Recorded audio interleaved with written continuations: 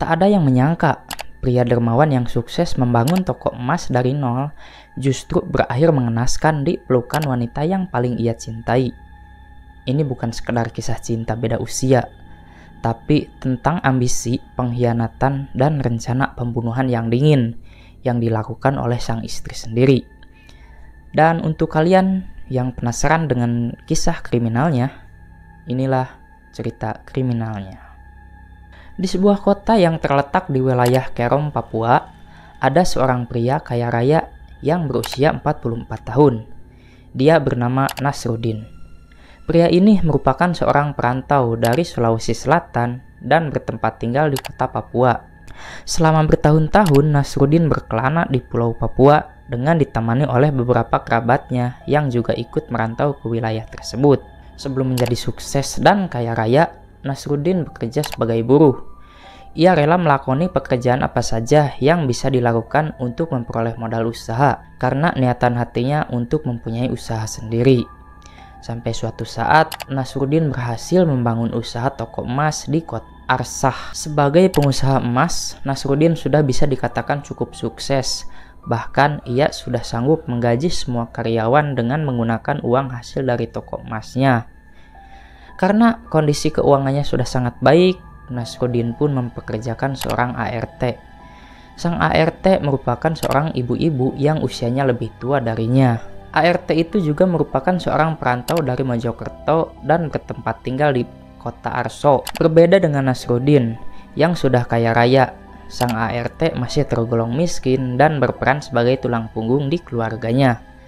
Dan diceritakan ART ini memang nekat merantau sampai ke Papua hanya demi menghidupi anak yang tinggal di Mojokerto.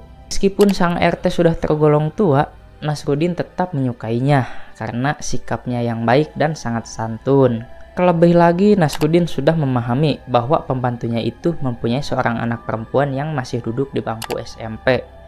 Anak dari ART tersebut bernama lengkap Pirgita Legina. Bocah ini bisa dipanggil dengan nama Caca. Nah, ketika melihat Caca melalui foto yang ditunjukkan oleh ART-nya, Nasruddin menjadi sangat menyukai bocah SMP itu.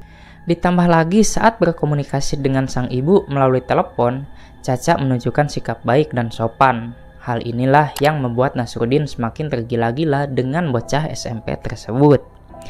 Melihat Caca yang cantik, Nasruddin pun berniat melamar bocah itu sebagai pendamping hidupnya dengan niat dan tekad yang baik. Si pemilik toko emas mengutarakan keinginannya kepada orang tua Caca yang tidak lain adalah ART-nya sendiri. Sang ART pun langsung menyetujui niat Nasruddin yang ingin meminang putrinya. Meskipun Caca dan Nasruddin usianya terpaut sangat jauh, tapi keduanya tidak mempermasalahkan hal tersebut. Setelah semua persiapan pernikahan telah direncanakan, pada tahun 2011 mereka berdua melangsungkan pernikahan. Setelah menikah, Caca tetap melanjutkan sekolahnya sampai tingkat SMA. Selain mendapat pendidikan yang baik, perekonomian Caca juga menanjak naik secara instan. Karena setelah menikah dengan Nasruddin, apapun yang diminta oleh Caca selalu terpenuhi. Mulai dari keinginannya untuk mempercantik diri, sampai membeli barang-barang branded yang sangat mahal. Selain itu, setelah lulus sekolah, Caca juga dibiayai oleh Nasruddin untuk melakukan operasi plastik. Tujuannya yaitu untuk mengubah bentuk wajahnya agar sama persis seperti keturunan Bugis dan Tiongkok. Selain melakukan oplas, wanita itu juga diberikan mobil pribadi berwarna merah dan satu bangunan rumah oleh Nasruddin. Karena gaya hidupnya yang sangat mewah, Caca yang awalnya hanya gadis desa bisa tiba-tiba berubah menjadi wanita sosialita yang sangat memukau. Penampilan Caca sangatlah berbeda setelah menikah dengan Nasruddin. Selain itu, ibunya juga merasakan hal yang sama seperti anaknya. Seorang ibu yang awalnya hanya bekerja sebagai ART, kini tidak perlu bersusah payah karena semua kebutuhannya sudah ditanggung oleh menantunya.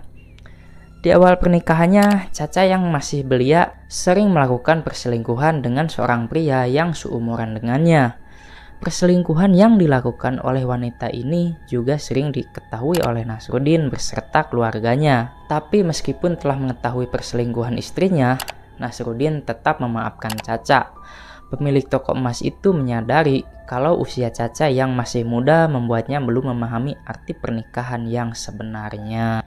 Dengan nada bicara yang baik dan tidak marah, Nasruddin selalu meyakinkan Caca bahwa dia bisa melakukan apapun agar istrinya bisa bahagia dan setia dengannya. Namun nasihat baik yang diberikan Nasruddin tidak didengarkan oleh Caca. Wanita itu selalu kembali mengulangi kesalahan yang sama dan selalu ketahuan oleh keluarga Nasruddin.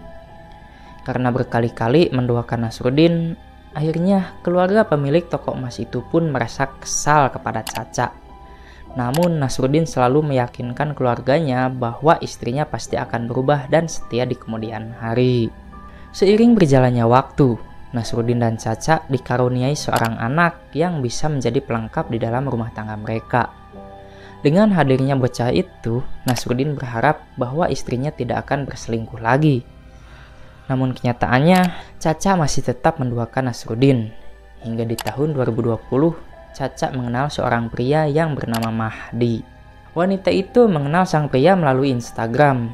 Dikabarkan, Mahdi adalah seorang pria asal Afghanistan yang merantau ke Indonesia sejak tahun 2019. Dengan tampang bulenya, Mahdi memang berniat mengejar wanita kaya raya yang tinggal di sekitar Jayapura. Saat menemukan profil Caca, Mahdi pun langsung tertarik dan berniat menguras harta kekayaan wanita tersebut. Setelah berkenalan, mereka berdua kemudian memutuskan untuk bertemu. Karena hubungan mereka semakin dekat, Caca dan Mahdi sering menginap bersama di sebuah hotel yang ada di Jayapura.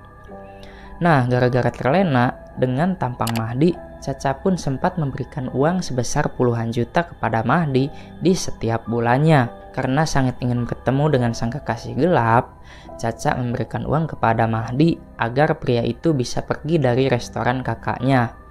Caca selalu mengajak sang pria untuk tinggal di sebuah kamar kos yang terletak di dekat rumahnya di sekitar kota Arso.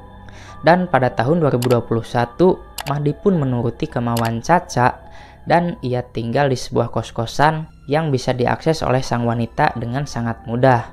Caca juga sering menemui pria selingkuhannya itu tanpa sepengetahuan suaminya, dan lama-kelamaan hubungan mereka semakin intens. Caca dan Mahdi pun berencana untuk menghilangkan nyawa Nasruddin agar semua harta yang dimiliki oleh suami bisa menjadi milik Caca sepenuhnya. Sekitar bulan April tahun 2021, Caca dan Mahdi mulai merencanakan strategi untuk menghabisi nyawa Nasruddin. Awalnya Mahdi akan berpura-pura menjadi perampok dan berusaha menyakiti Nasruddin di toko emasnya. Sedangkan Caca bertugas memberikan informasi kepada Mahdi ketika toko emas sudah mulai sepi. Namun ternyata rencana pertama mereka gagal karena saat itu toko emas Nasruddin selalu ramai. Karena berkali-kali gagal, akhirnya Mahdi dan Caca merencanakan lagi sebuah perampokan, dan aksi itu dilakukan di jalan yang sepi. Setelah semua rencana disusun dengan sangat baik, dan pada tanggal 28 Juni 2021, Caca dan Mahdi melangsungkan aksinya untuk menghabisi nyawa Nasruddin. Saat sore hari di tanggal yang sama, Caca mengajak Nasruddin untuk membeli obat tetes mata di sebuah apotek yang ada di Jayapura. Di sisi lain, Mahdi bersiap-siap untuk pergi ke lokasi yang sudah direncanakan. Ketika Nasruddin dan Caca sudah keluar dari rumahnya, Mahdi pun mengikuti mobil mereka dari belakang. Dikabarkan, Mahdi mengikuti Caca dan Nasruddin dengan menggunakan sebuah mobil Avanza sewaan berwarna hitam. Sesampainya di apotek, Caca dan Nasruddin turun dari mobil untuk membeli obat mata. Mahdi yang saat itu membuntuti mereka berdua juga ikut berhenti di depan apotek tersebut. Setelah Nasruddin dan istrinya selesai membeli obat mata, mereka berdua pergi ke Mall Matahari di Jayapura untuk makan malam. Di sisi lain, Caca pun mencoba mengulur waktu agar dia dan suaminya bisa pulang agak malam. Dan di pihak lain, Mahdi juga memberitahukan bahwa jalanan pulang masih sangat ramai. Dan sekitar pukul 9.30 malam, Mahdi memberitahukan kepada Caca bahwa jalan pulang sudah sepi. Yang tak lama setelahnya, Caca mengajak Nasruddin untuk bergegas pergi dan pulang ke rumahnya. Saat di jalan pulang, Mahdi mengikuti mobil Nasruddin. Ketika jalanan yang dilewati Nasruddin mulai sepi, Mahdi pun segera menghalangi mobil pemilik toko emas dengan mobil Avanza yang dikendarainya. Karena merasa tidak ada yang salah apapun, pemilik toko emas itu turun dari mobilnya dengan senang hati dan tidak ada kecurigaan sedikit pun. Saat itu juga, Mahdi langsung menikam Nasruddin dari belakang. Mendapat serangan dari Mahdi, sang pemilik toko emas langsung masuk ke dalam mobilnya untuk melindungi mobilnya beserta istrinya. Tapi Mahdi langsung mengikutinya ke dalam mobil, dan di dalam mobil, Nasruddin kembali diserang berkali-kali oleh Mahdi dengan menggunakan sebuah sajam. Akibat serangan yang tak ada hentinya, Nasruddin pun tidak berdaya dan kehilangan nyawanya saat itu juga.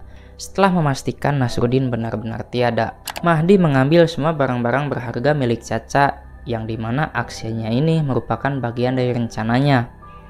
Karena dirasa semua rencana sudah selesai, akhirnya Mahdi masuk ke dalam mobil yang disewa dan membersihkan bercak merah yang ada di baju dan di wajahnya. Sedangkan Caca mencoba menghapus semua jejak Mahdi yang tertinggal di mobilnya.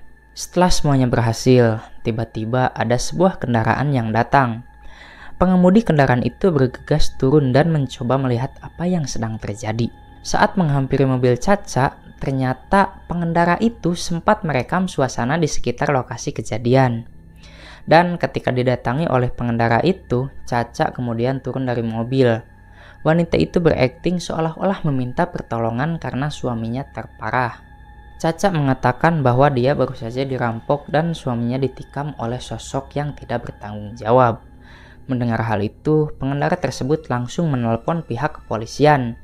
Dengan aktingnya yang sangat luar biasa, Caca berhasil meyakinkan orang-orang kalau ia dan suaminya benar-benar dirampok, hingga orang-orang yang melewati jalan tersebut merasa sangat iba kepada Caca.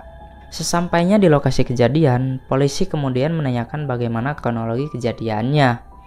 Dengan dipenuhi air mata, Caca menjelaskan kalau ia dan suaminya telah dirampok orang yang tidak dikenal. Caca juga mengatakan kalau ia tidak sempat melihat ciri-ciri perampoknya. Wanita itu juga mengatakan kalau ia tidak tahu berapa plat nomor kendaraan yang digunakan oleh perampok tersebut. Dengan penjelasan dari sang istri, polisi menemukan kejanggalan karena kondisi Caca terlihat baik-baik saja dan tidak terluka sama sekali. Sedangkan Nasruddin memiliki 20 luka tusukan. Keadaan inilah yang membuat polisi mengira bahwa kejadian ini bukan perampokan biasa. Kemudian polisi menanyakan kepada pihak keluarga Nasruddin. Sebelumnya, polisi menanyakan apakah pemilik toko emas itu memiliki musuh atau pesaing bisnis. Namun pihak keluarga mengatakan kalau selama ini Nasruddin sama sekali tidak memiliki musuh. Akan tetapi, pemilik toko emas itu sering bertengkar dengan istrinya diakibatkan perselingkuhan yang dilakukan Caca. Dan mendengar informasi itu, polisi mulai menemukan jawaban atas kejanggalan yang diduga sebelumnya. Sampai beberapa hari kemudian, polisi berhasil menemukan bukti baru, yakni berupa video yang direkam oleh pengendara lain saat menolong Caca. Mobil yang terekam di video itu sama persis dengan kendaraan yang terekam oleh CCTV apotek kimia. Seperti dikabarkan, mobil Nasruddin dan Caca berhenti di depan apotek. Dan tak jauh dari mobil korban ada mobil yang selalu mengikutinya. Dari rekaman itu, polisi berhasil menemukan plat mobil Avanza yang sangat mencurigakan. Kemudian petugas segera menemukan keberadaan mobil itu, tapi mobil tersebut adalah mobil rental.